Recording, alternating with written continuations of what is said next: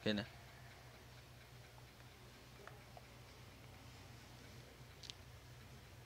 Sige po, good morning and welcome to the 7th Lord's Day as we celebrate po the 7th Lord's Day. And before we start, meron lang po mga few announcements.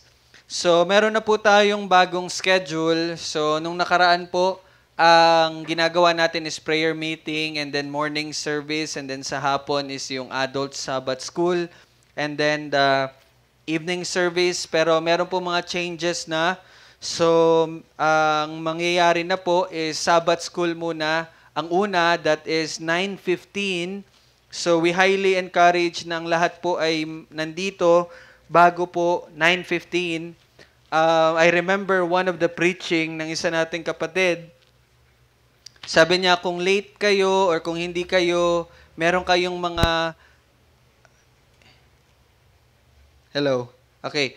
Kung late po kayo or meron po tayong mga hindi sinasalihan na mga gawain sa araw ng Panginoon, hindi naman po yun makaka-apekto ng kaligtasan natin, pero we miss the blessing. No? We miss the blessing, hindi po yung blessing na mga bagay-bagay, but the blessing na natututo, tinuturuan po tayo ng Panginoon sa pamagitan ng mga ginagawa natin. So, sana hindi nyo po yun ma-miss. Meron siyang ginamit na illustration para daw tayong umaakyat sa bundok. No? So, hindi tayo nakakaabot sa tuktok, kumbaga, kung atin pong hindi binibigyan ng halaga yung mga ginagawa natin sa araw ng Panginoon. So, I highly encourage you and nilipat po natin yung Sabbath school sa morning para po makarinig ang halos lahat ng uma-attend dito ng salita ng Diyos, yung mga pagtuturo na ginagawa. Tulad kanina, ang topic natin is justification.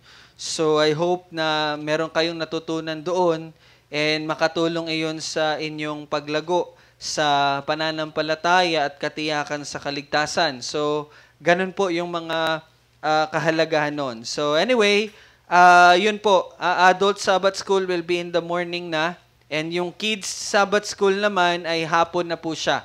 So sabay na po siya ng prayer meeting mamayang hapon 4:15. Pero mamaya po, wala po muna tayong book study kasi ang schedule po sa hapon, prayer meeting 4:15 p.m., 5:15 yung book study. So wala po muna tayong book study kasi mamaya magkakaroon po tayo ng practice interview, no, para po sa membership dito sa church. So para lang po may handa kayo sa pagbisita ng ating mga kapatid from Christ Community Church sa Rizal. So, ayun, para din maging malinaw at makita natin ano pa yung mga bagay na hindi natin na lubusang naunawaan patungkol sa ating kaligtasan. So, yun po ang mamaya nating schedule. And mamaya po, within this day, pakipasa na po yung salvation testimony po ninyo. Pwede po siyang, kung sinulat nyo siya, pwede. Kung tinype nyo din po pwede din po kahit ano pong pamamaraan. So, salvation testimony, sasubmit po yan today. And we will resume our study sa Glorious Gospel, chapter 17, on February 23. Titingnan natin kung may need pa ba for practice interview, pero I think hindi na. So, next Sunday, sa ating hapon, February 23, proceed na po tayo, magpapatuloy tayo sa Glorious Gospel, chapter 17. So, please study ahead.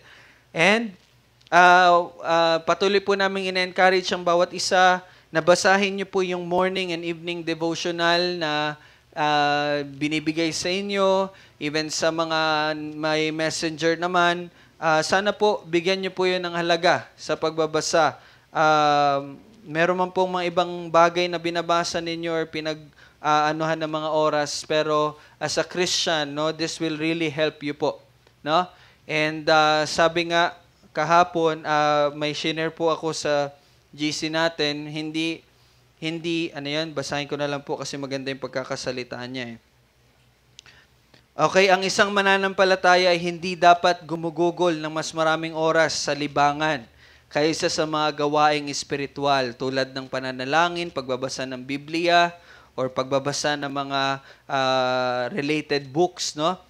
And masamang katangian ng mas mahalin ng kalayawan kaysa sa Diyos. So mag-ingat po tayo diyan sa mga ganong mga pagkilos, no? Or yung pagka mangha natin sa ibang mga bagay, and hindi po talaga yun makakatulong sa atin. So please, no, encourage you to spend more time sa salita po ng Panginoon. Even yung pakikinig po ng mga hymno, that will help you, no, to be encouraged. So I myself can testify kung gaano po kalaki ang tulong sa akin whenever I listen to hymns. Kasi ang hymns po, preaching din yan. Kanta nga lang, pero preaching po yan. Pero kapag iba po pinapakinggan ninyo, iba mga binabasa ninyo, iba yung pinagugugulan ng oras ninyo, wag po tayo mag-expect na we will grow in our grace, in the grace of God. No, so kailangan po natin yon gawin. So yun lamang po yung mga announcement for this morning. So we will start. Tayo po ay magsitayo and buksan po natin ang ating Biblia sa mga awit 145. Babasahin natin yung verses 1 to 4. So Psalm or mga awit po 145 verses 1 to 4. Sabay-sabay po natin siyang basahin. Mga awit chapter 145 verses 1 to 4.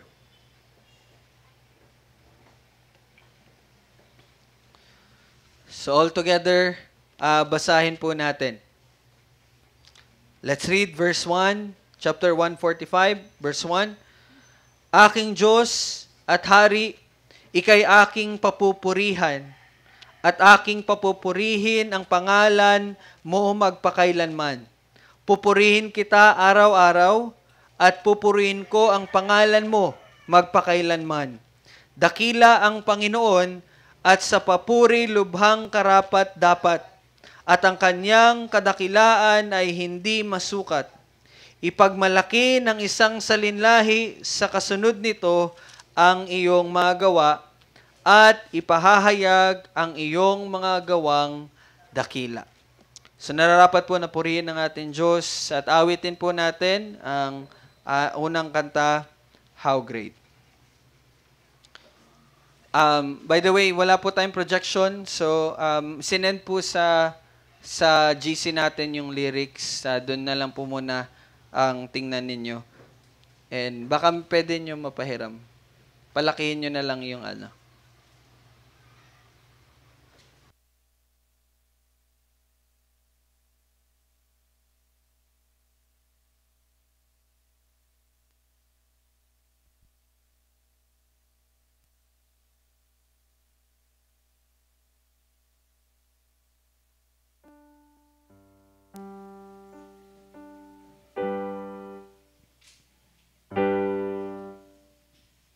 Sige po, let's sing.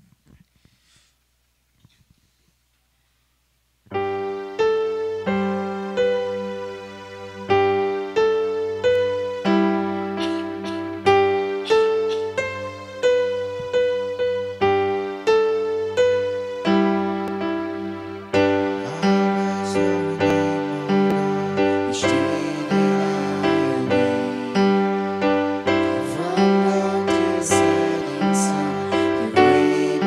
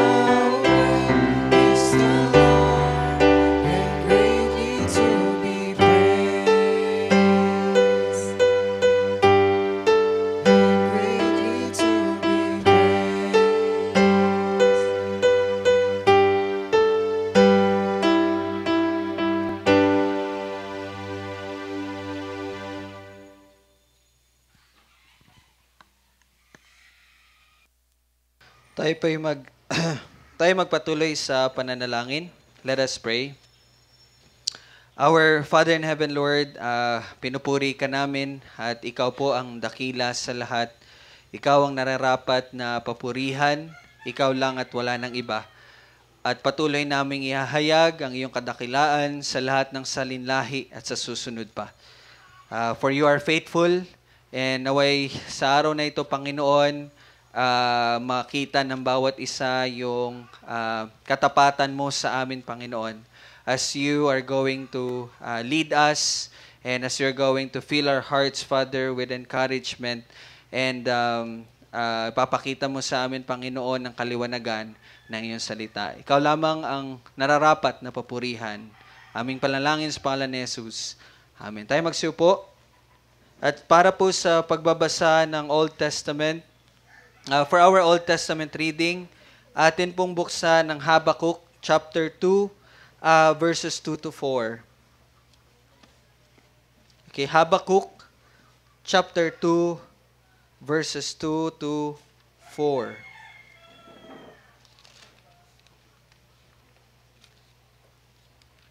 So that's in the Old Testament.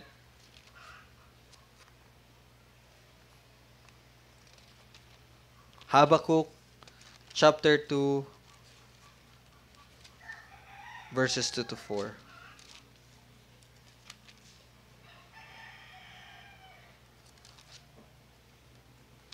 Nakita niyo na po? Hindi ko pa makita yung akin. Dumidikit. Okay, Habakkuk chapter 2, verses 2 to 4. Okay, let us read verse 2 hanggang 4. At ang Panginoon ay sumagot sa akin, sulat mo ang pangitain at gawin mong malinaw sa mga tapyas na bato upang ang makabasa niyon ay makatakbo. Sapagkat ang pangitain ay naghihintay pa ng panahon nito at nagsasalita tungkol sa wakas, hindi ito magsisinungaling. Kung ito'y parang mabagal, ay hintayin mo. Ito'y tiyak na darating, hindi ito maantala. Verse 4, masdan mo ang palalo, hindi tapat sa kanya ang kaluluwa niya. Ngunit ang matuwid ay mabubuhay sa pamagitan ng kanyang pananampalataya. And for our New Testament reading, buksan natin ang Hebrews chapter 6, verses 1 hanggang 6. Hebrews chapter 6, verse 1 to 6. Sa New Testament, Hebrews chapter 6, verses 1 to 6. Nandiyan na po kayo?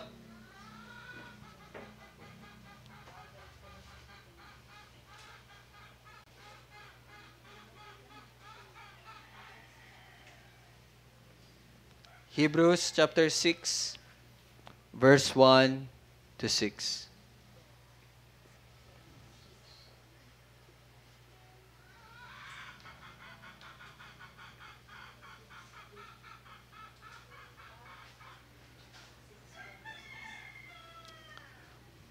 Hebreo chapter 6, verse 1 to 6.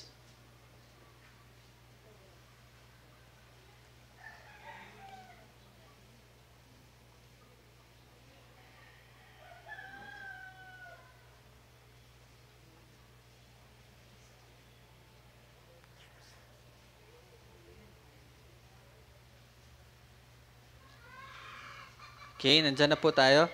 Hebrews chapter 6, verse 1 to 6. Altogether, let us read. Kaya't iwan na natin ang mga unang simulan ng aral ni Kristo at tayo magpatuloy sa kasakdalan na huwag nating muling ilagay ang saligan ng pagsisisi mula sa mga patay na gawa at pananampalataya sa Diyos. Nang aral tungkol sa mga bautismo, pagkapatong ng mga kamay, muling pagkabuhay ng mga patay, at nang walang hanggang paghuhukom. At ating gagawin ito kung ipapahintulot ng Diyos sapagat hindi mangyayari ng mga dating naliwanagan na at nakalasap ng kaloob ng kaligtasan at mga naging kabahagi ng Espiritu Santo at nakalasap ng kabutihan ng salita ng Diyos at ng mga kapangyarihan ng panahong darating at pagkatapos ay tumalikod ay muling panumbalikin sa pagsisisi, yamang sa kanilang sarili ay muli nilang ipinako sa krus ang anak ng Diyos at ipinataas sa kahihiyan. Salamat sa Panginoon sa kanyang salita. Tayo po'y magsitayo muli para sa pag-awit na ikalawang himno, His Robes for Mine.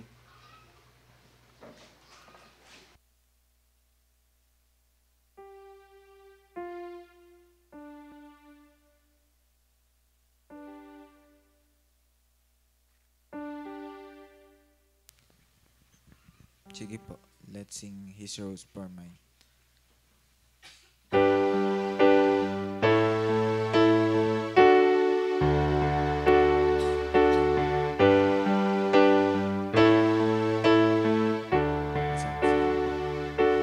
His rose for mine, oh wonderful exchange. Clothing my sin, Christ suffered in God's rage, drinking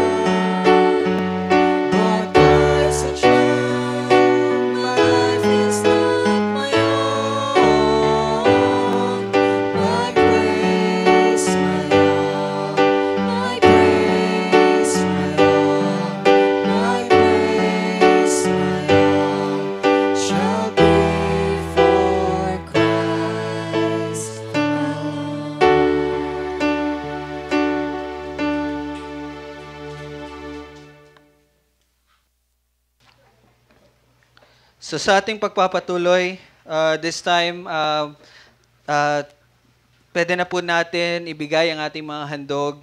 So meron pong box sa likod. And again, this is our offering and pagpapasalamat sa Panginoon sa lahat ng kanyang pagpapala sa atin. At ayon sa kagalakan at pagpapalang kanyang ipinagkaloob, ating ibigay ito para sa pagpapasalamat sa Kanya. And so let us thank God through our prayers. Panginoon, patuloy po kaming nagpapasalamat sa pagpapatuloy mong pagsusustain sa amin, O Diyos. Sa bawat araw, panibagong araw na ipinagkaloob mo. Salamat, Panginoon, dahil sa aming mga trabaho, sa mga nagbibigay, at sa mga natatanggap namin. We believe, O Lord, na lahat ng ito ay nagmumula sa iyo at nararapat na papurihan ka. And so, ito pong aming mga ibinigay is our expression of thanksgiving. Naway malugod ka po, Panginoon, at naway patuloy mo kaming gabayan upang magamit ito para sa pagtulong sa aming mga kapatid at pagpapatuloy ng iyong ministeryo. Purihin ka sa lahat ng ito, O Diyos. Amen. So, sa ating pagpapatuloy, let us open Galatians chapter 1. Bilang pagbabasa para po sa salita ng Panginoon na ipapangaral ngayong umaga. Let us open Galatians chapter 1, verses 1 to 5. Galatians chapter 1, verses 1 to 5. Galatians chapter 1, verses 1 to 5. So ito po ang ipapangaral bilang salita ng ating Panginoon. Galatians chapter 1, verses 1 to 5.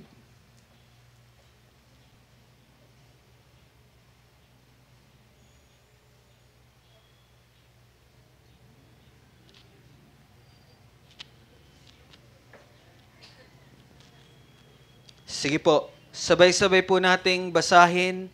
Ito po ang salita ng Panginoon.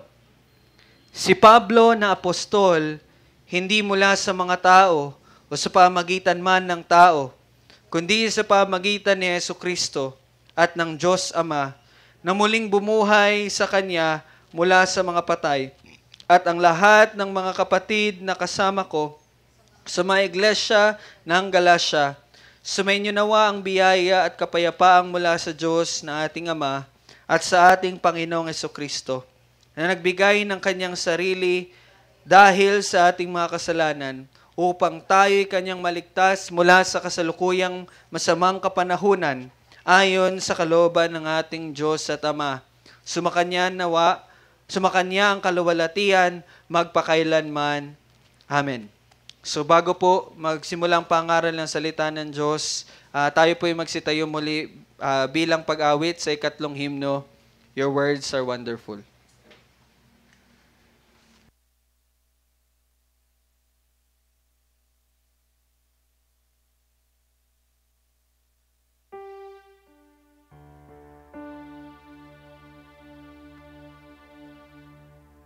Sige po. Tayo po umawit ng mga himno para sa Panginoon.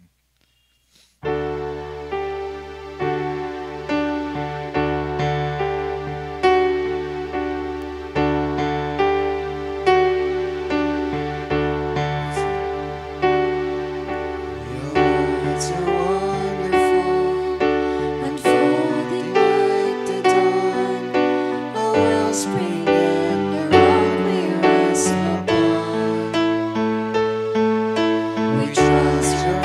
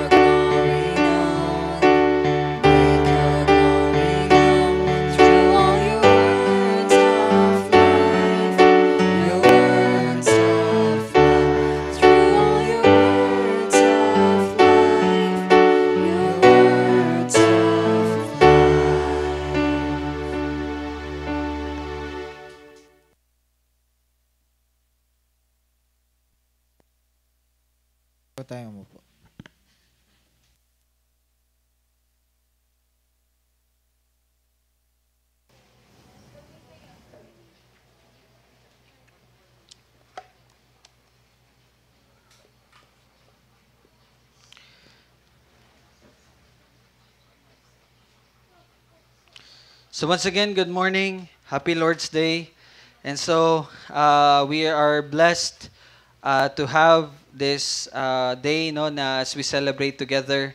And sa ating pagpapatuloy, tayo po ay makinig sa salita ng ating Panginoon.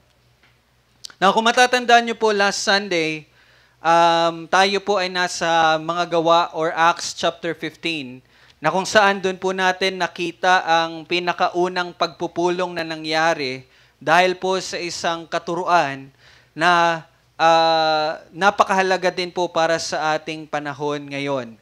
At yun po ay ang doktrina ng kaligtasan. So kung matatandaan nyo po last Sunday, nakita natin kung paano hinarap ng iglesia ang maling katuruan at kung paano po nila ito sinang-ayunan na ang kaligtasan ay sa pamagitan ng biyaya lamang. To be specific, ang issue po that time is merong mga Hudyo, merong sabi pa nga ni Pablo, even in his letter dito sa Galatians, na may mga huwad na kapatid na nagtuturo ng maling katuruan at yon ay pagsunod sa kautusan upang ang isang hentil ay magkaroon ng kaligtasan. Kung matatandaan nyo, dalawa po yun, ang pagtutuli at ang pagsunod sa kautusan ni Moises. And this is very important po sa atin. Kasi tandaan nyo po na ang hindi pagkaalam sa tamang ebanghelyo ay magdudulot ng kapahamakan. Or sa madaling salita, kung mali po ang ebanghelyo na ating tinatanggap, ito po ay hindi makakaligtas or makakapagligtas sa atin. Now, meron pong mga hindi ko po ibig sabihin na nararapat ng perpektong paghahayag ng ebanghelyo. We cannot perfect that. No, hindi natin magagawa na perpektong ebanghelyo ang ating may hahayag. Ibig sabihin, meron pa rin pong mga errors. Pero meron pong mga pagkakamali na pwede nating tanggapin, pero merong mga pagkakamali na hindi dapat natin sang-ayunan na tanggapin. Now, ito po yung mga acceptable na errors no, sa pag-share or sa pag-alam or sa pagtanggap ng ebanghelyo. Una is ang pananampalataya. Now, meron pong pag-iisip na ang pananampalataya ay mula sa tao.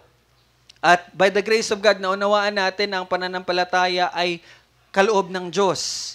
No? So, if yung taong yun, ang pag-iisip niya, ang pananampalataya ay mula sa kanya, well, that's an acceptable error. Pwede po yun. No? And yung free will, yun nga po, related yung faith dito, yung free will, na mga iba, iniisip na tayo ang may desisyon na sa ating pagtanggap sa Diyos. Well, actually, that is wrong, pero it's still pwede. Tanggapin natin na pwede pa rin maligtas ang isang tao, bagaman ganun ang kanyang pagkakaunawa, kasi nananampalataya naman talaga siya kay Kristo. Mali lamang ang kanyang pagkaunawa na sarili niya yung kalooban. So, pwede pa po yun. Or even yung repentance, yung pagsisisi. No? Meron pong mga tao na iniisip na ang repentance ay pagtalikod lamang sa mga kasalanan, no? Pero naunawaan na natin na ang repentance po ay ang pagbabago ng isipan patungkol sa kalagayan ng tao at patungkol kay Kristo.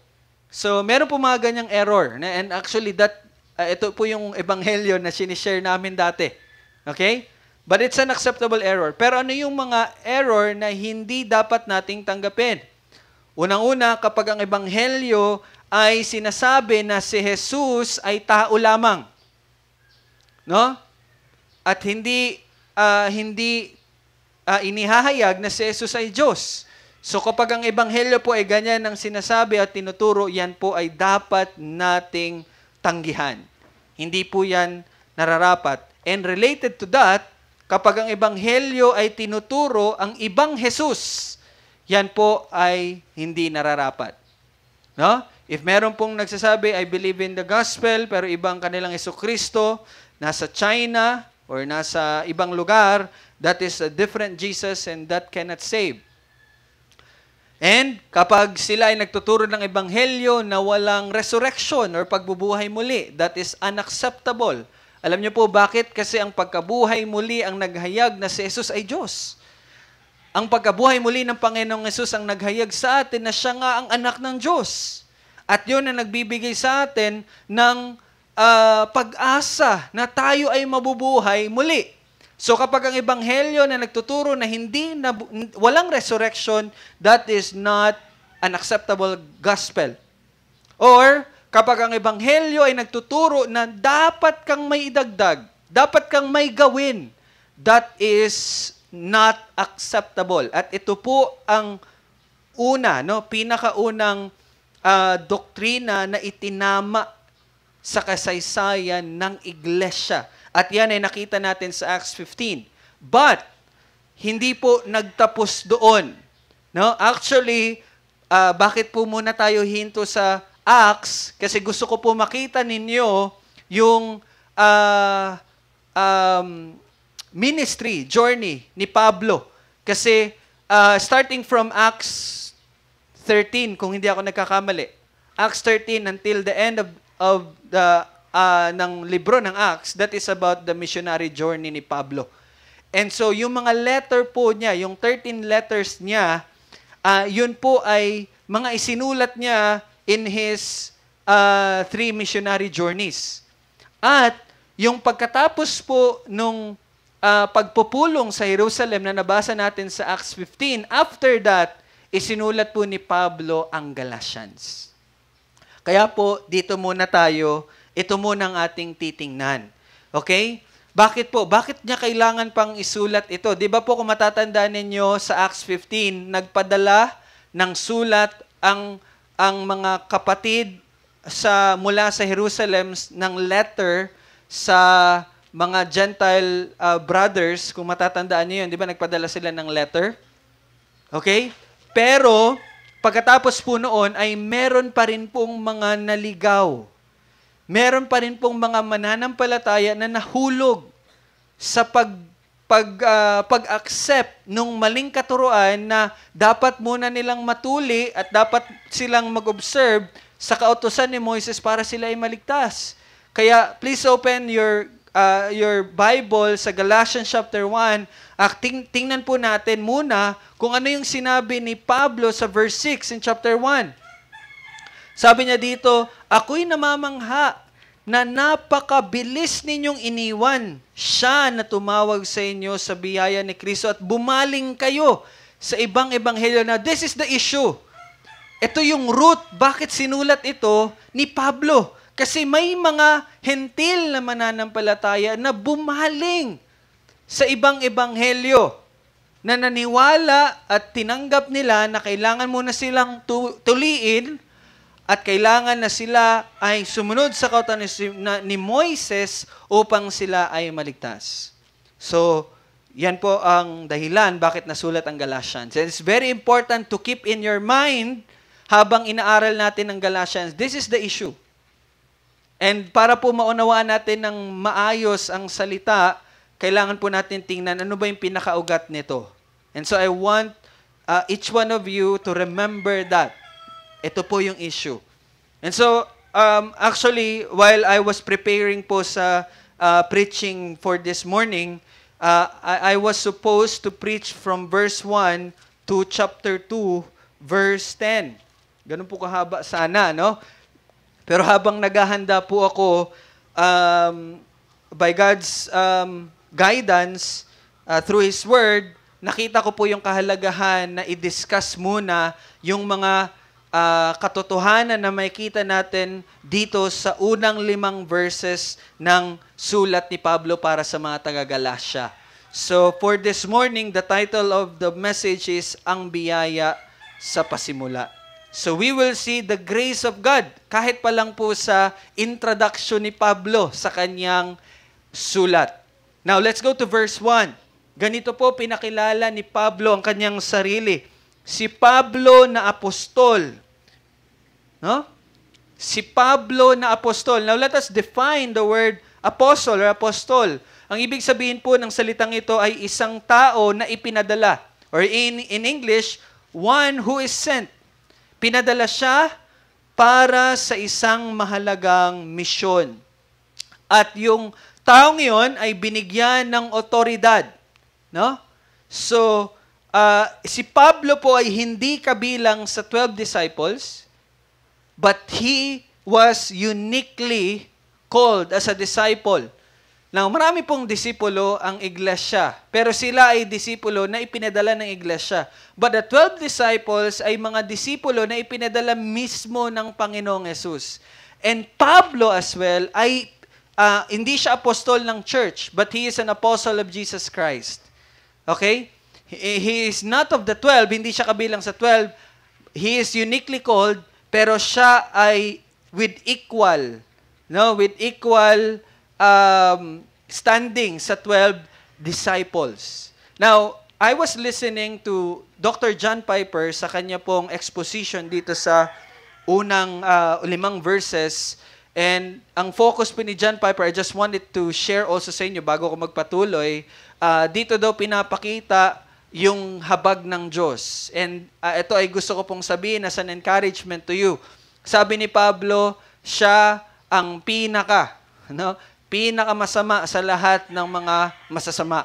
Ganun po din describe ni Pablo. Bakit? Kasi siya po ay nag-uusig ng mga mananampalataya at hinahadlangan niya ang ministeryo ng Panginoong Jesus. And so sabi ni John Piper, itong introduction ni Pablo is a wonderful example para sa atin na walang masamang tao na hindi kayang iligtas ng Diyos. Okay? No? Pablo, si Pablo, apostol. So wala pong imposible sa Panginoon. So kung meron man pong mga family members kayo na sa tingin ninyo ay mahirap baguhin, siguro nahirapan kayo kasi binabago nyo sila. No. Ang Panginoon ang may kayang magligtas at magbago ng isang tao. Pero tandaan nyo po anong utos sa atin ng Panginoon. Pagliwanagin ninyo ang inyong ilaw. Yun lang gagawin natin. Hindi man necessary i-share yung gospel, but share the gospel through your life. No? Huwag nyo pong hahayaan na yung mga pagkakamali ninyo ang isusumbat nila sa inyo. Kasi kapag ganun, hindi kayo nagiging liwanag sa kanila. And that is a stumbling block for them. No? It is God who saves, so be a light sa mga tahanan po ninyo. And again, walang imposible sa ating Panginoon. Pablo is one of the greatest example na binago po ng Panginoon. But anyway, that is just a footnote. So, sabi ni Pablo, siya ay apostol. And tingnan niyo po anong sinabi niya. Hindi mula sa mga tao o hindi sa mga pamamagitan man ng tao. But siya ay apostol kundi sa pamamagitan ni Jesucristo at ng Diyos Ama. Now, kung matatandaan niyo po, in the book of Acts chapter 9, natatandaan niyo ba yung chapter 9? Ano nangyari sa chapter 9? Nung time na papunta si Pablo sa Damasco, upang, anong gagawin niya? Anong plano niya sa Damasco? Huliin yung mga mananampalataya ni Kristo. Kalad ka rin papunta sa Jerusalem. At maybe patayin. Yun yung plano niya. But on his way, nung papunta siya sa Damasco, the Lord Jesus Christ appeared to him. Nagpakita ang Panginoong Jesus sa kanya. And I want you to open your Bible in Acts chapter 26. Huwag niyo pong tanggalin yung kamay niyo sa Galatians. But let us quickly go to the book of Acts, mga gawa, chapter 26, verse 16 to 17. Tingnan natin yung patotoo ni Pablo patungkol sa pagpapakita ng Panginoong Jesus sa kanya. Mga gawa, chapter 26, verse 16 to 17. Let us read. Subalit, bumangon ka. By the way, in verse 15, tinanong ni Pablo, sino ka ba, Panginoon? At tumugon ng Panginoong Jesus. And that is verse 16. Sabi niya, subalit, bumangon ka at ikaw ay tumindig sapagkat sa layuning ito, nagpakita ako sa iyo. And that is Jesus Christ. Upang italaga kang lingkod at maging saksi sa mga bagay na nakita mo sa akin at sa mga bagay na ipapakita ko pa sa iyo. Verse 17, ililigtas kita sa mga kababayan mo at sa mga hentil na sa kanila'y isinusugo kita. So you see, no, ito po yung pagtawag ng Panginoong Yesus kay Apostle Pablo. Kaya sinabi niya na siya ay isang apostol sa pamagitan ni Kristo Jesus. But, interestingly, sinabi niya at ng Diyos Ama. No? Paano nangyari yon? Actually, may kita natin yun sa Galatians chapter 1. Tingnan niyo po yung verse 12. Sinabi ni Pablo sa kanyang sulat sa verse 12, sapagkat, Galatians, balik po kayo sa Galatians, chapter 1, verse 12, sapagkat, hindi ko ito tinanggap mula sa tao, o tinuro man sa akin, kundi sa pamagitan ng ano? Paghayag ni Hesukristo. No? Revelation of Jesus Christ. But, kung titingnan natin sa verse 15 and 16, tingnan niyo po ang pagkakasalita ni Pablo. Ngunit, nang malugod ang Diyos. Now, he is talking about Diyos Ama. Okay? Ang sinasabi, ang binabanggit po ni Pablo sa verse 15 ng Diyos Ama. Sabi niya, ngunit nang malugod ang Diyos na sa akin ay nagbukod buhat pa sa sinapupunan ng aking ina, at sa akin ay tumawag sa pamagitan ng kanyang biyaya. Sinong tumawag sa pamagitan ng kanyang biyaya? Ang Diyos Ama. Paano niya yung ginawa? Verse 16, na ipinahayag ang kanyang anak sa akin. So you see, upang siya'y aking ipangaral sa mga hentil, hindi ako sumangguni sa sinumang laman at dugo. So you see, yes, ang Panginoong Yesus ang nagpakita, ang naghayag na kanyang sarili kay Pablo, but Pablo understood na yon ang kalooban ng Diyos Ama.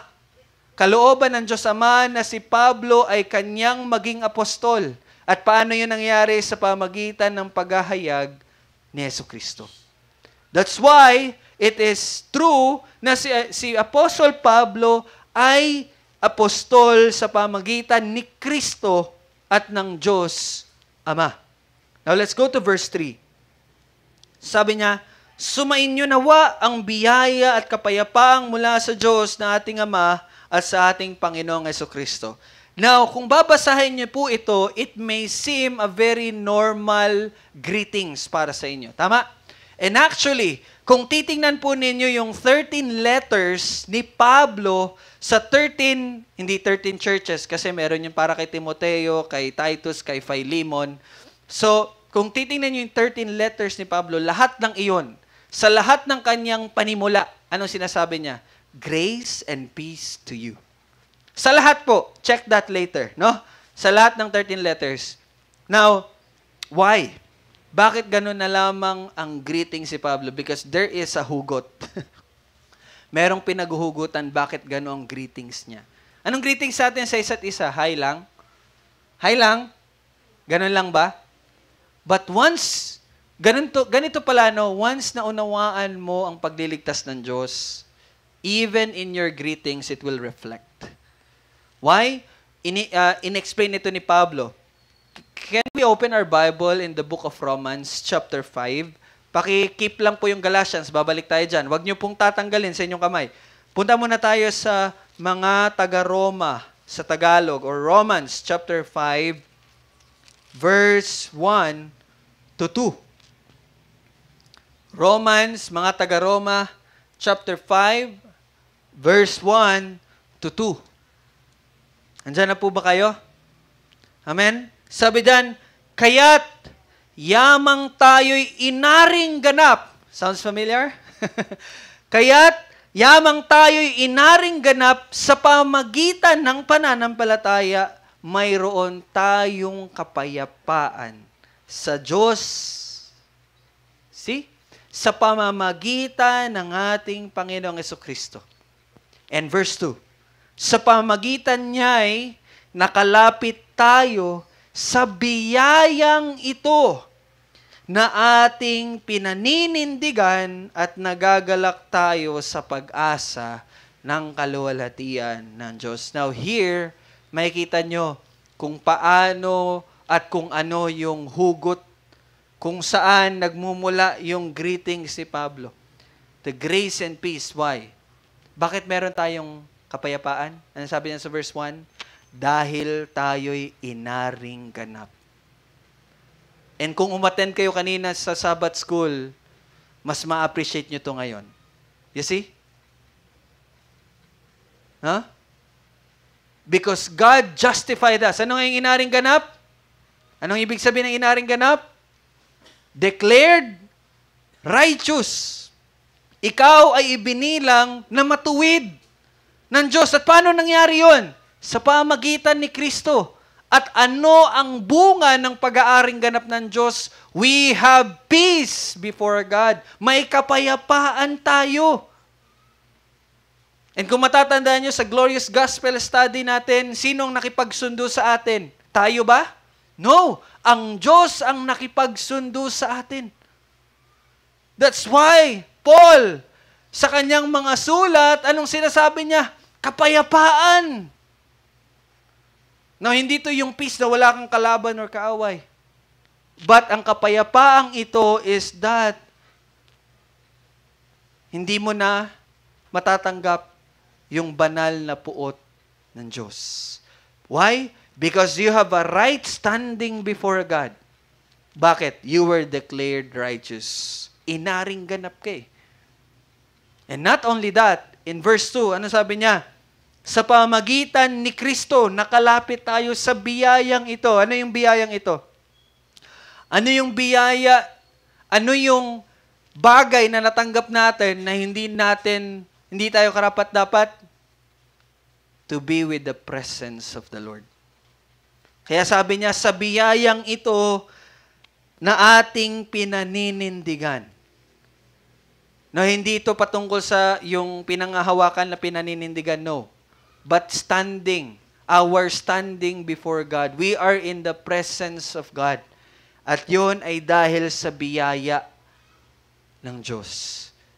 Kaya mga kapatid, kapag binabasa niyo po yung letters ni Paul at nababasa niyo yung greetings niya, magalak po kayo. Dahil meron kayong biyaya at kapayapaan sa pamagitan ni Kristo.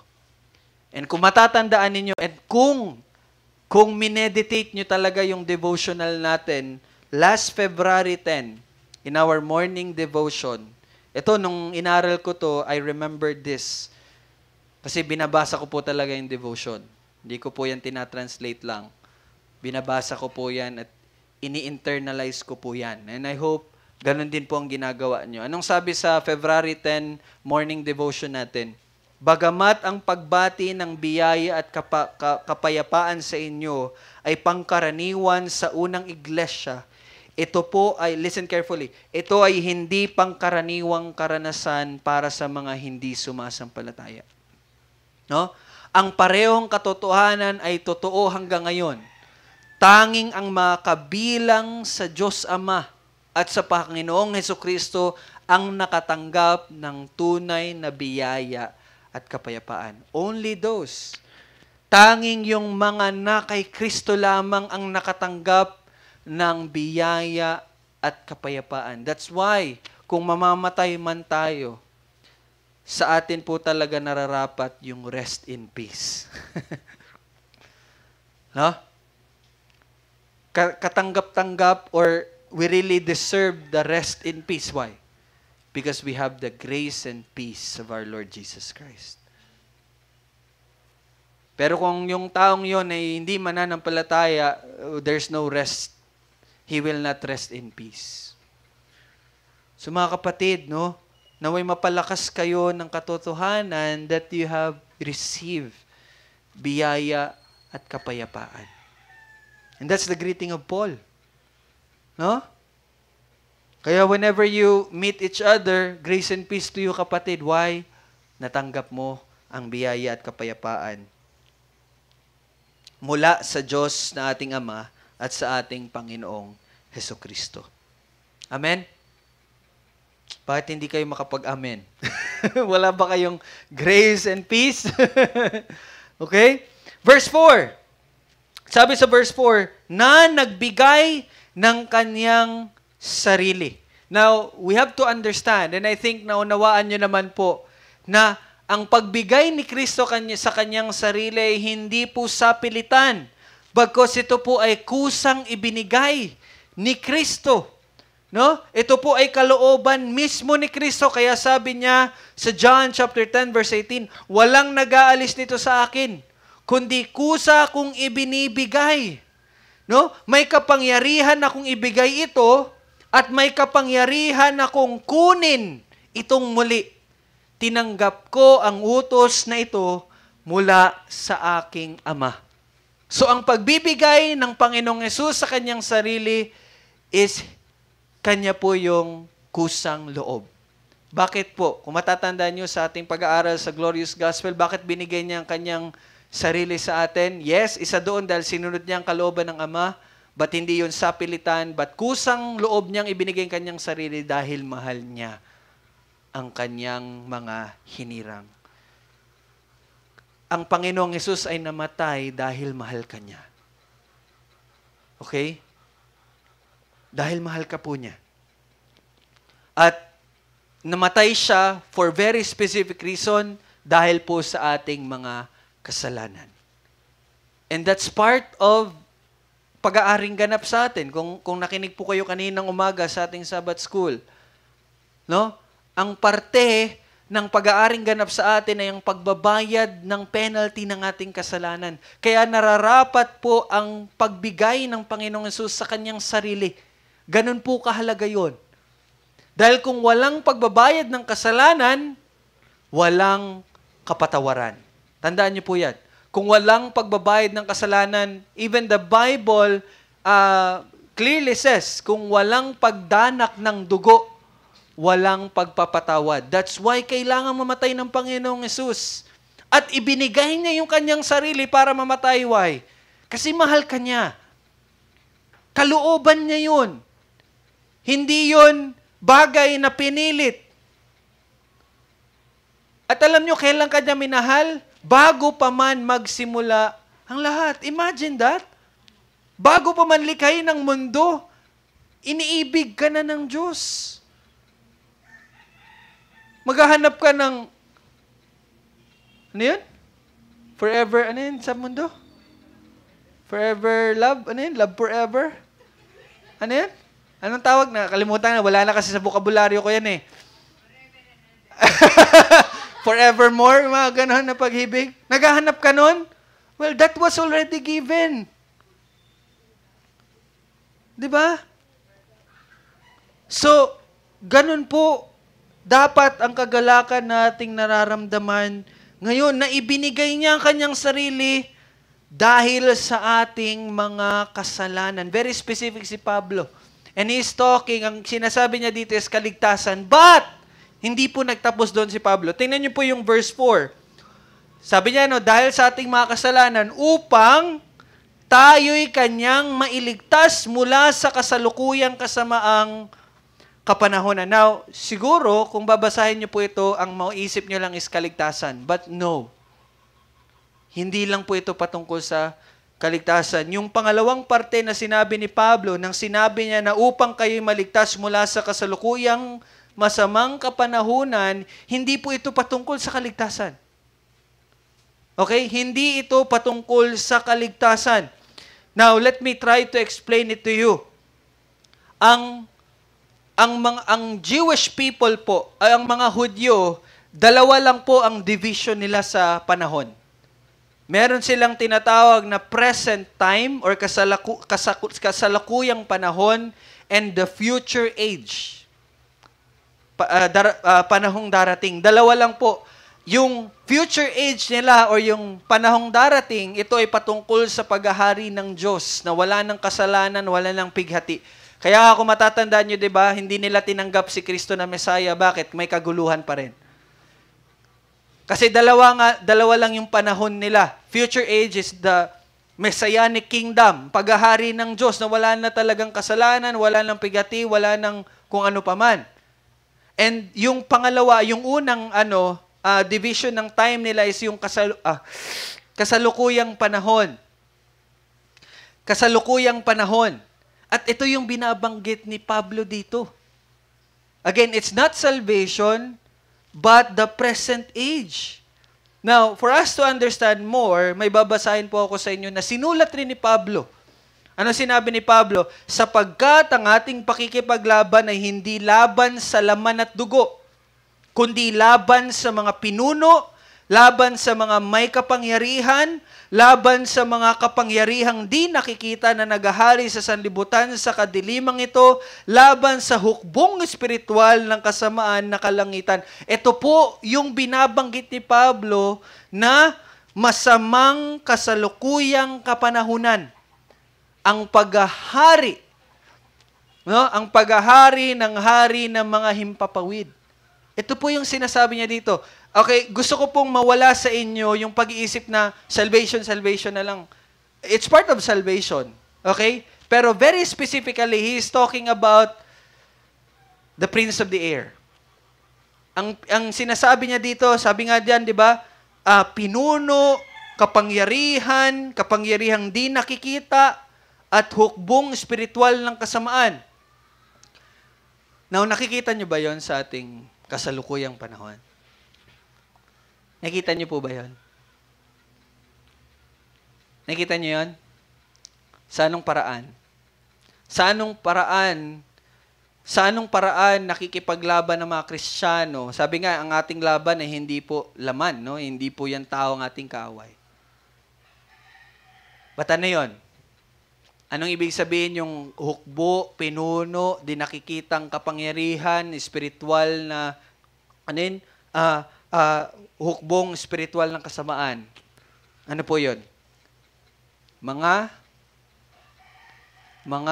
ideolohiya at pag-iisip na salungat sa kalooban ng Diyos.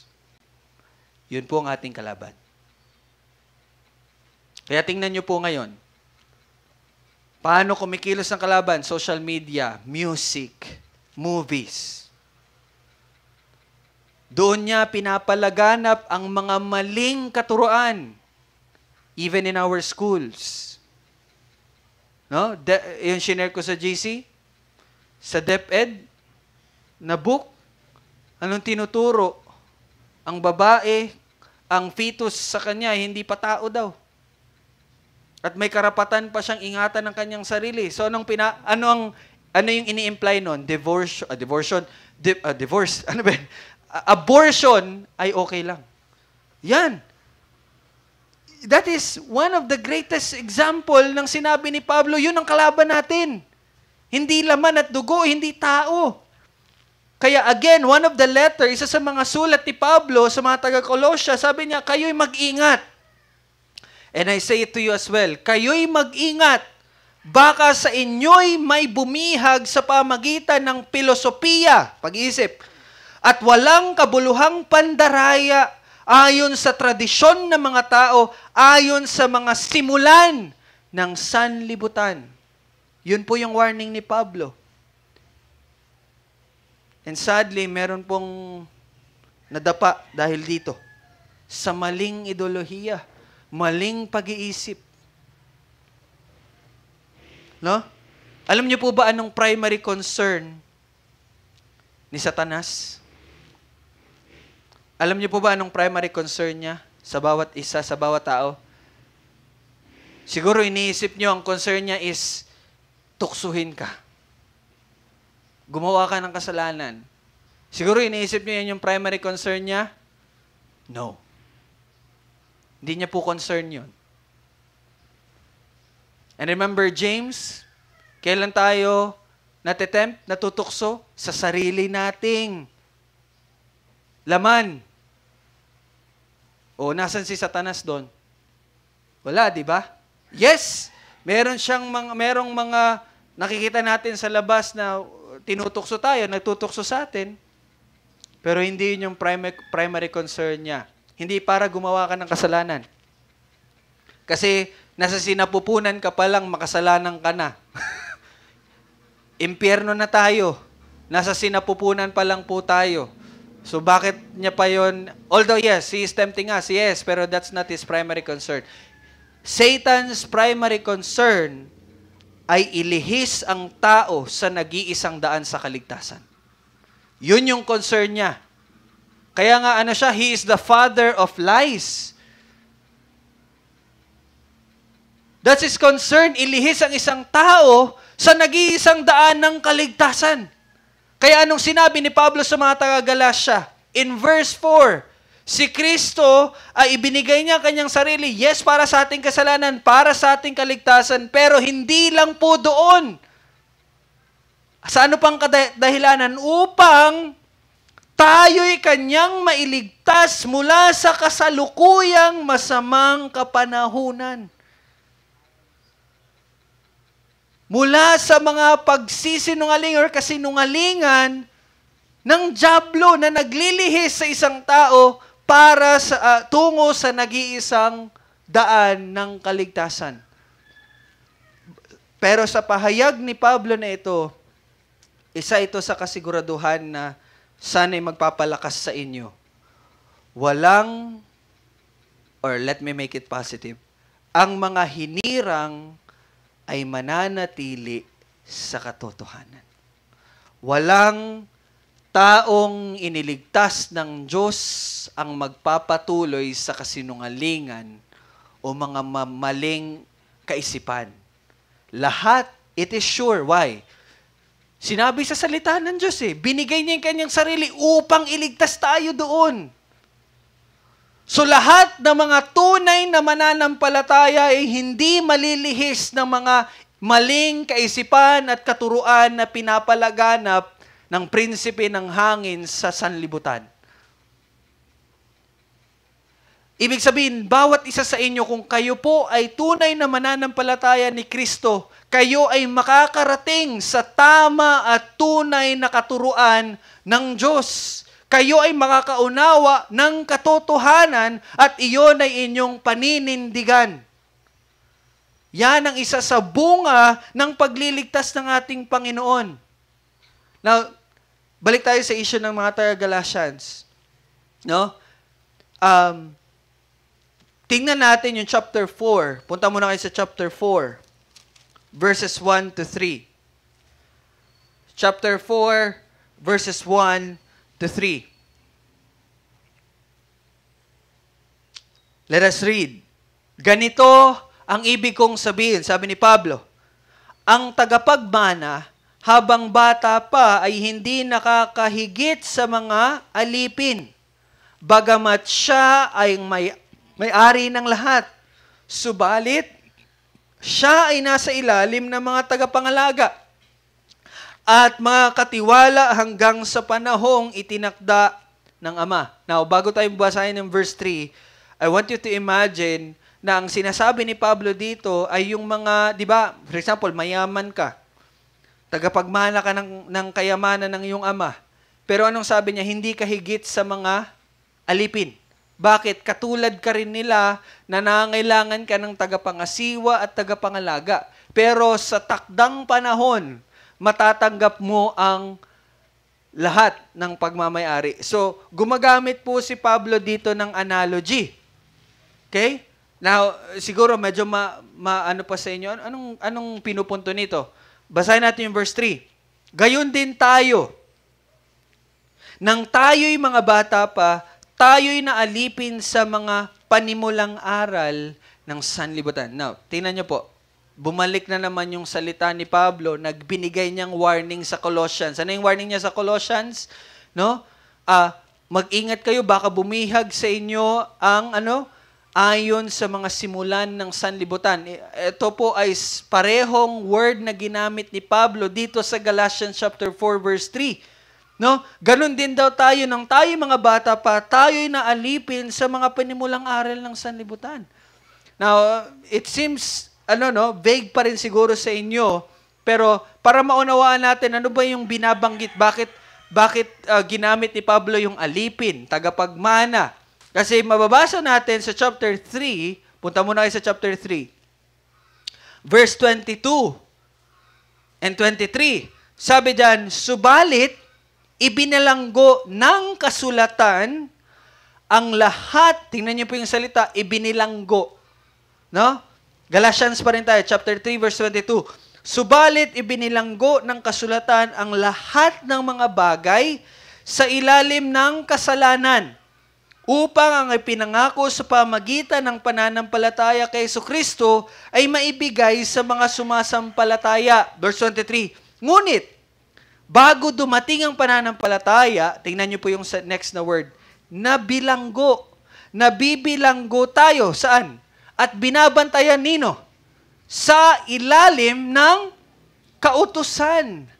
Hanggang sa ang pananampalataya ay ipahayag. Now, kung babasahin niyo po, siguro maaari niyo maisip, masama pala yung kautusan. Ito yung bumibihag sa atin. Ito yung dito tayo nagiging alipin. Kasi balikan natin yung chapter 4 verse 3, di ba? Ano sabi diyan? Tayo ay naalipin sa mga panimulang aral ng sanlibutan. And in chapter 3, tayo ay bilanggo sa pamagitan ng kautusan. Now, masama po ba ang kautusan? Yun ba ang pinupunto ni Pablo? Well, hindi. Dahil ang kautusan po ay banal. Dahil ang kautusan ay nagre-reflect ng kabanalan ng Diyos. So, ang kautusan ay kailanman hindi magiging masama. Pero bakit ganito ang sinabi ni Pablo? Bago ko po yan sabihin, sabi sa Romans chapter 7 verse 12, kaya't ang kautusan ay banal. At ang utos ay banal at matuwid at mabuti. Ganon po inilarawan ni Pablo ang kautusan. At ano ba ang layunin ng kautusan? Actually, nandyan sa chapter 3 verse 19 ng Galatians.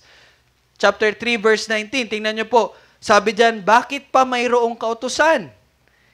And sinagot dyan, ito ay idinagdag dahil sa mga paglabag.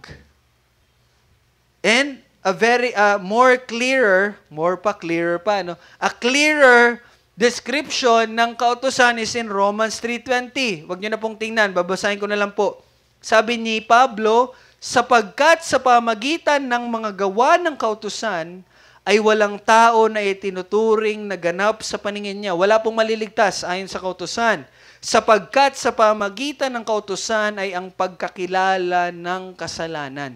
So, ang purpose ng kautusan ay para makita natin ang ating mga kasalanan. So, anong sinasabi dito ni Pablo sa chapter 4, verse 3, na naalipin sa panimulang aral ng sanlibutan?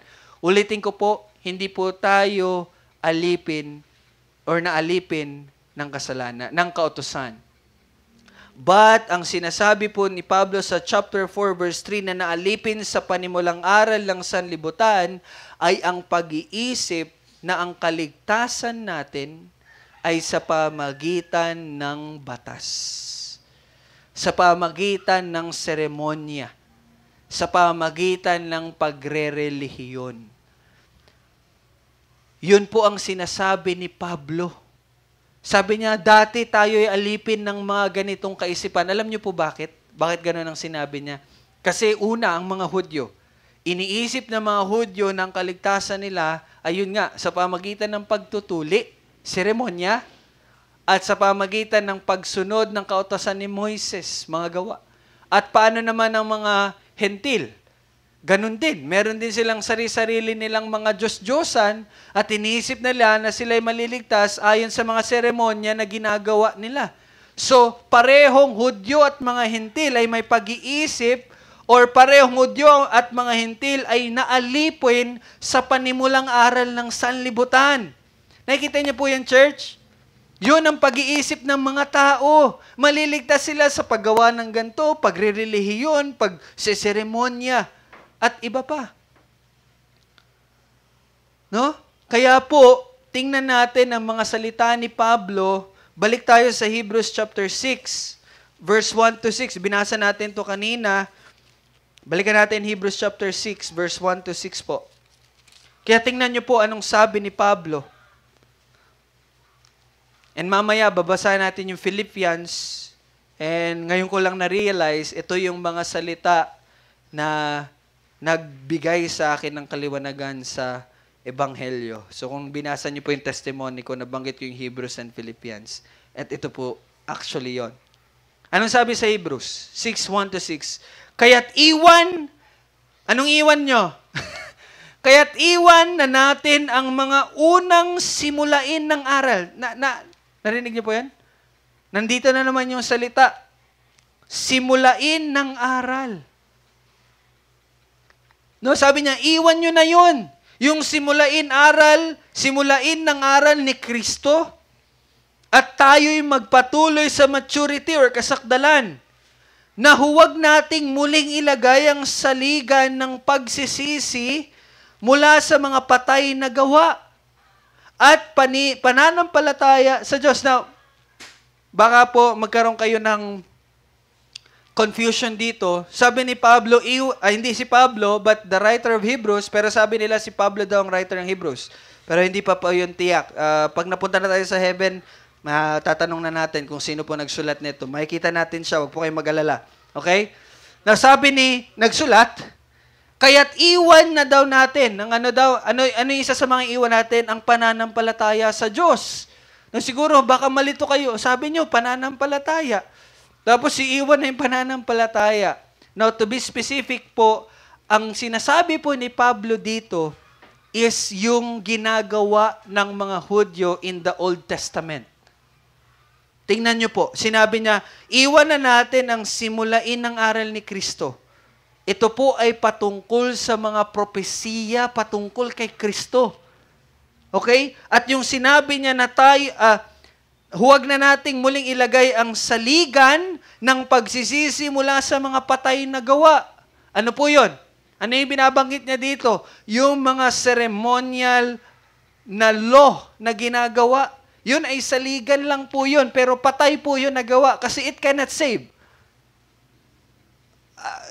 Sana naunawa natin na yung mga ceremonial law ay nagtuturo po sa gawain ni Kristo.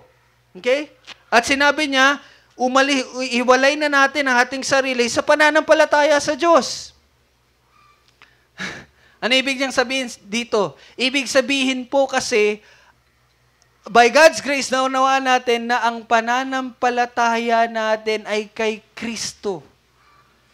Incomplete, hindi po kumpleto kung ang pananampalataya natin ay sa Diyos Ama lamang. Naintindihan niyo po yun? Kaya sabi niya, kasi in the Old Testament, ang pananampalataya na nababanggit din doon ay ang pananampalataya sa Diyos. Okay po? Nakukuha niyo po yun. Kaya sabi ni Pablo, iwan niyo na yan. Di ba sabi niya, mag-mature na tayo. Why? Kasi ang pananampalataya ay dapat na kay Kristo. Yun yung kompleto. Yun yung kompleto na dapat na mangyari. At tingnan nyo po sa verse 2. Iwan na natin ang aral tungkol sa mga bautismo. Di ba? Inuutusan tayo ng Panginoong Jesucristo na magpabautismo. Bakit ngayon sinasabi ni Pablo ay ng writer ng Hebrew na iwan nyo na yung bautismo? Again, it talks about the Old Testament way, yung baptism na sinasabi nila na magiging miyembro ka ng mga pinili ng Diyos. Di ba? Magiging Hudyo ka kapag ikaw ay nagpa-bautismo, naging proselyte ka. Nakikita nyo na po ano yung tinutumbok dito ng writer ng Hebrews?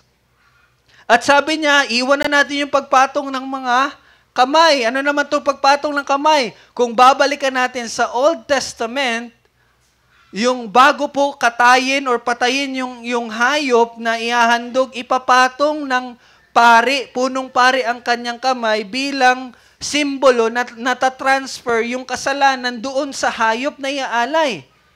That's in the Old Testament. Kaya sabi ng writer, iwan nyo na yan. Nakikita nyo na po ngayon, iwan nyo na yung pagpapatong sa kamay.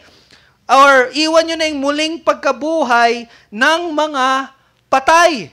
No, kasi ang iniisip nila is yun nga, yung resurrection na sinasabing pagliligtas at nang walang hanggang paghuhukom. No? So sabi ng writer ng Hebrews, iwan nyo na po yung mga ganyang pag-iisip. And in verse 3, at ating gagawin ito yung warning. Verse 4, sapagkat hindi mangyayari ng dating naliwanagan na at nakalasap ng kalooban ng kalangitan at mga naging kabahagi ng Espiritu Santo at nakalasap ng kabutihan ng salita ng Diyos at ng mga kapangyarihan ng panahong darating at pagkatapos ay tumalikod ay muling panunumbalikin sa pagsisisi. Ano po ang tinutukoy dito ng writer ni Hebrews? Hindi po maaari na kung kayo ay nanampalataya na kay Kristo, ay babalik muli doon sa mga gawain sa Old Testament. Or to be specific, sa pagtutuli at pagsunod sa kautusan ni Moises. Naintindihan niyo po yun? No? Kaya po, dati, kapag inaaral ko yung Hebrews, ang lagi kong iniisip kapag nababasa ko tong verse na to, naiwan nyo na yung lahat. Ano yon? Yung mga kasalanan, yung give up ko na itong ganito, ganyan, mali pala yun.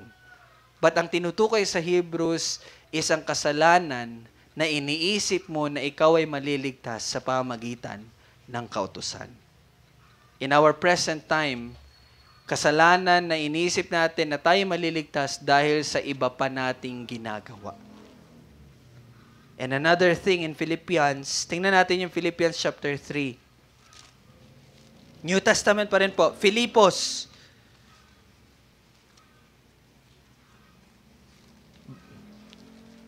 Diba? Galatians, Ephesians, Philippians. Yan. Sunod lang yan. Filipos chapter 3. Ito, medyo mahaba. Verse 2 to 9. Tingnan niyo po ano sinabi ni Pablo. Ephesians chapter 3, verse 2 to 9. Nandyan na kayo?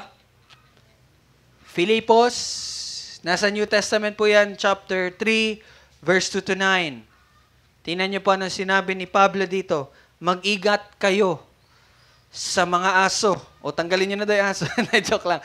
Mag-ingat kayo sa mga aso. Mag-ingat kayo sa masasamang manggagawa. Mag-ingat kayo sa mga hindi totoong pagtutuli. Ibig sabihin po dito, mag-ingat kayo sa mga nagtuturo ng mga maling katuruan patungkol sa kaligtasan.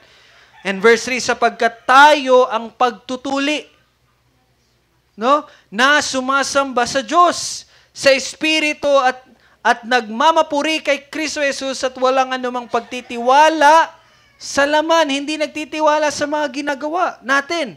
Bagamat ako ay may dahilang magtiwala rin sa laman. Kung iba ay may dahilang magtiwala sa laman, ay lalo na ako. Now, ito yung gusto ko pong i-point out, yung sinabi ni Pablo. Kasi sabi ni Pablo, may mga nagtitiwala sa kanilang laman. Ibig sabihin sa mga kanilang achievements patungkol sa kanilang kaligtasan. Ligtas ako kasi ganito ako. Ligtas ako kasi pastor ako eh. No? Ligtas ako kasi Bible study ako. No? Sabi ni Pablo, kung may nagmamalaki, may mas ipagmamalaki ako. Bakit? Ano ba si Pablo? Verse 4. Verse 5. Tinuli ng ikawalong araw mula sa lahi ng Israel, mula sa lipi ni Benjamin, isang Hebreo na isinilang ng Hebreo, tungkol sa kautusan, Pariseo ako, tungkol sa sigasig, taga-usig ako ng iglesia, ayon sa katuwirang nasa kautusan, wala akong kapintasan. You see? Sinusunod niya ang kautusan ni Moises.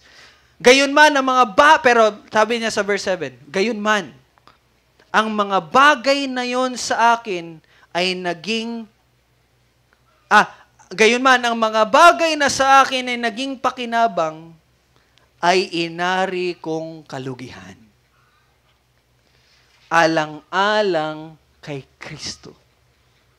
Now he realized the true salvation.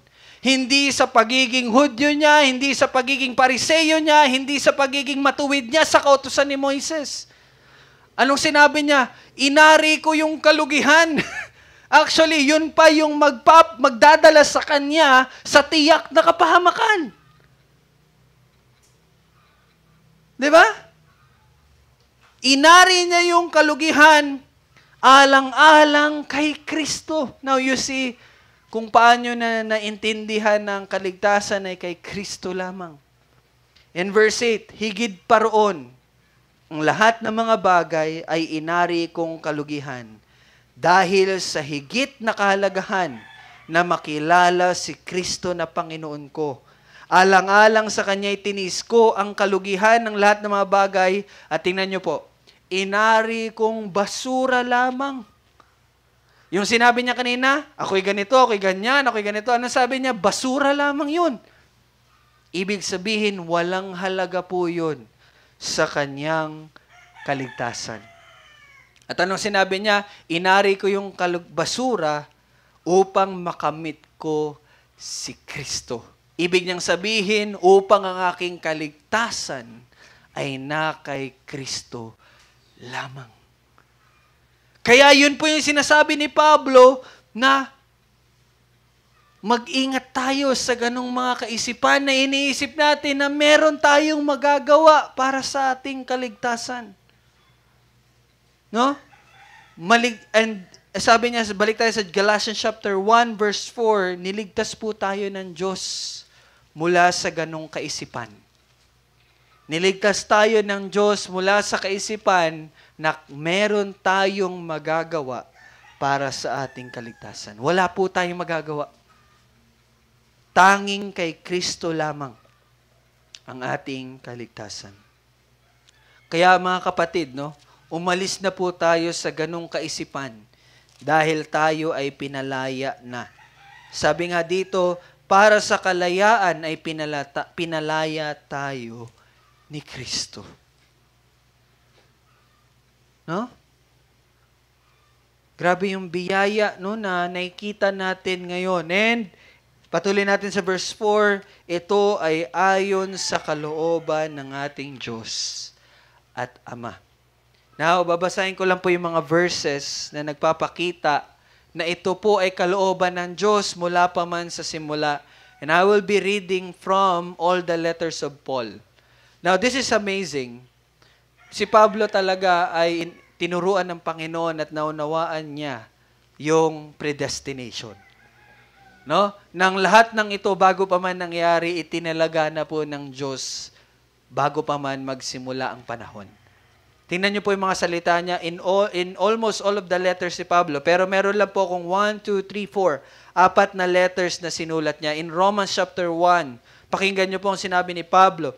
Si Pablo, na alipin ni Jesucristo, tinawag upang maging apostol, ibinukod para sa ebanghelyo ng Diyos na kanyang ipinangako noong una sa pamagitan ng kanyang mga propeta sa mga banal na kasulatan tungkol sa kanyang anak na mula sa binhi ni David ayon sa laman at ipinahayag na anak ng Diyos na may kapangyarihan ayon sa Espiritu ng kabanalan sa pamagitan ng pagkabuhay mula sa mga patay na ito'y si Jesucristo na Panginoon natin. No, sinabi niya dito sa Romans na ipinangako na po ito nung una pa man sa pamagitan ng mga propeta. In the Old Testament, Jesus was promised. No? And another letter niya kay Tito or kay Titus, sabi niya, si Pablo na alipin ng Diyos at apostol ni Jesucristo na ikasusulong ng pananampalataya ng mga hinirang ng Diyos at ng kanilang pagkakilala sa katotohanan ayon sa kabanalan sa pag-asa ng sa buhay na walang hanggan bago pa nagsimula ang mga panahon. Ito ay ipinangako ng Diyos na hindi nagsisinungaling. Kailan po ipinangako ng Diyos ang pagliligtas? Bago pa nagsimula ang mga panahon. And another from Ephesians chapter 1, 4-5. Ayon sa pagkapili niya sa atin sa Kanya, bago pa man itinatag ang sanlibutan. And last, in 2 Timothy, pangalawang letter ni Pablo kay Timoteo, na siyang sa atin ay nagliligtas sa atin, ay tumawag ng isang banal na pagtawag, hindi ayon sa ating mga gawa, kundi ayon sa kanyang sariling layunin at biyaya. And listen, ang biyayang ito ay ibinigay sa atin kay Kristo Jesus bago pa nagsimula ang mga panahon. So you see, laging nasa bibig po yun ni Pablo. Laging nasa sulat po yun ni Pablo. So mga kapatid, no? Yung pagliligtas ng Diyos sa atin ay ayon sa kalooban ng Diyos at ito ay itinalaga niya bago pa man magsimula ang mga panahon. No? Yun po yung biyaya. Bago pa man magsimula ang lahat. Kaya ang magandang balita po, listen carefully. Ang magandang balita, ang ebanghelyo, ay ang kaligtasan na itinakda ng Diyos mula pa sa kawalang hanggan. At itong pagliligtas ay sa pamagitan lamang ng isang tao. At yung tao na yon ay inihayag ng Diyos sa pamagitan ng mga propeta. Many thousand years, no? Bago pa man dumating si Kristo. At naihayag iyon sa pagiging tao ng Diyos na ating Panginoong Jesus. That's the gospel. Ang kaligtasan ay kay Kristo lamang. Kaya po mga kapatid, kapag tayo ay bumabaling sa ibang ebanghelyo, kapag dinadagdagan natin ang ating kaligtasan na si Kristo at ganito, ganyan, tayo po ay lumalapastangan sa katapatan ng Diyos. Why? Ano bang pangako niya? Tanging sa isang tao lamang magkakaroon ng kaligtasan ang makasalanan. At yon ay kay Kristo lamang. Kaya po mga kapatid, this is a warning para sa bawat isa. Kapag kayo ay bumaling sa ibang ebanghelyo at ibang daan, mag-ingat po tayo doon. Kapag iniisip natin na meron pang ibang daan at meron pa tayong ibang katiyakan sa ating kaligtasan. No? Be careful on that. Sabi nga sa John 3:18, ang sumasampalataya sa Kanya ay hindi hinatulan. Ngunit ang hindi sumasampalataya ay hinatulan na sapagkat hindi siya sumasampalataya kanino? Sa pangalan ng tanging anak ng Diyos.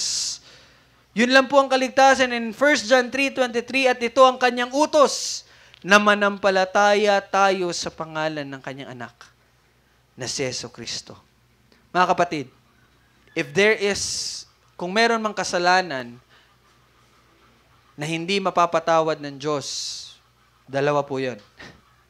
Una, kapag ang gawa ng Espiritu Santo ay sinasabi natin na gawa ng dyablo. Pangalawa, ang kasalanang hindi mapapatawad ay ang kasalanang pag-iisip na meron pang ibang daan sa kaligtasan. And in verse 5, sabi sa ending ng greetings ni Paul, sumakanya ang kaluwalhatian magpakailanman. At yes po, nararapat lang po ng kaluwalhatian ay sa ating Diyos. At ang patuloy na pagbaling sa ibang daan o ibang ebanghelyo ay pag-agaw sa kaluwalhatian ng Diyos. Kaya tingnan niyo po anong sinasabi ng Panginoon in Ephesians 2:9, hindi iyon sa pamagitan ng mga gawa upang ang sino man ay huwag magmalaki. And another in 1 Corinthians chapter 1, upang walang sino man ang magmalaki sa harapan ng Diyos. Bakit? Ang kaluwalhatian ay sa Kanya lamang. Subalit, kayo ay na kay Kristo na naging karunungan para sa atin mula sa Diyos at katuwiran at kabanalan at katubusan upang ayon sa nasusulat. Bago ko po basahin yon, take note po, no? Sabi niya, kayo ay na kay Kristo. At sino si Kristo? Siya ang ating karunungan, siya ang ating katuwiran, siya ang ating kabanalan, siya ang ating katubusan. Si Kristo lamang. Why?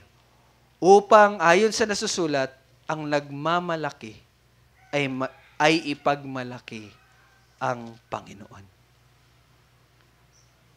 Sumakanya nawa ang kaluwalhatian magpakailanman. So kung meron na po tayong ipagmamalaki sa ating kaligtasan, ipagmalaki po natin ang Panginoon. That is our only boast. So if you boast in the Lord.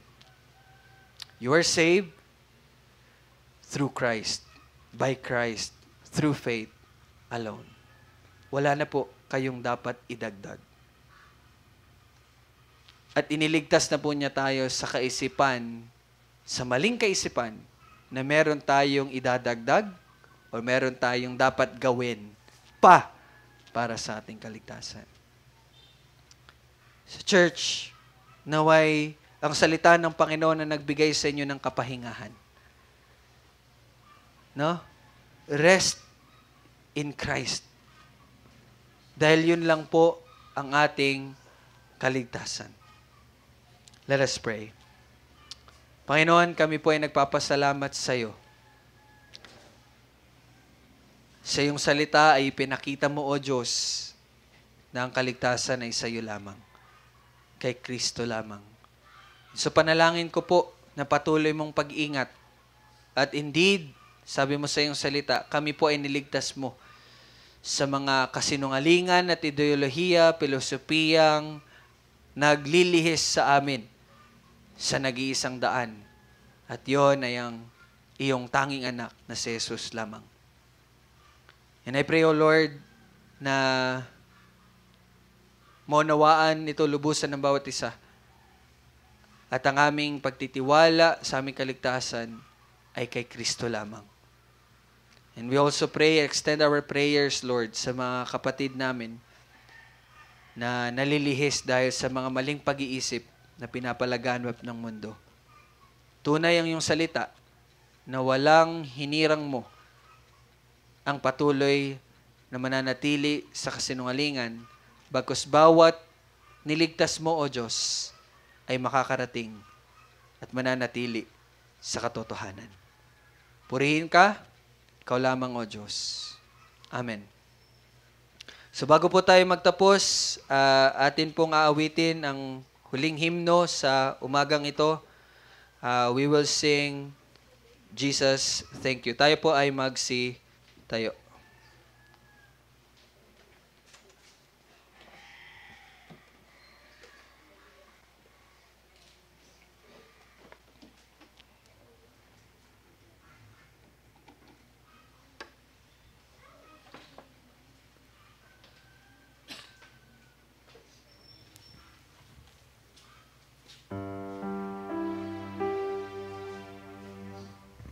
Ang kakantahin po natin ngayon ay Jesus, Thank You.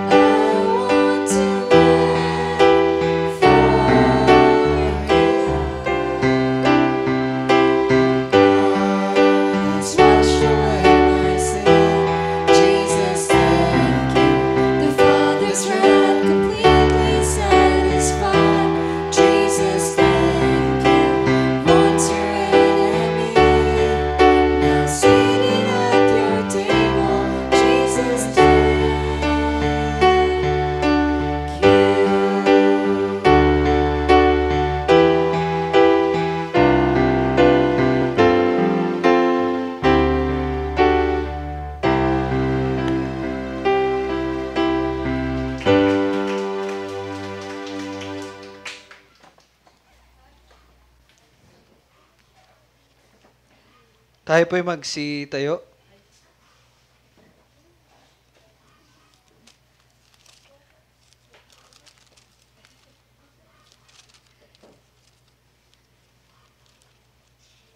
At bilang pagpapala or benediction, let me read Philippians 4:7.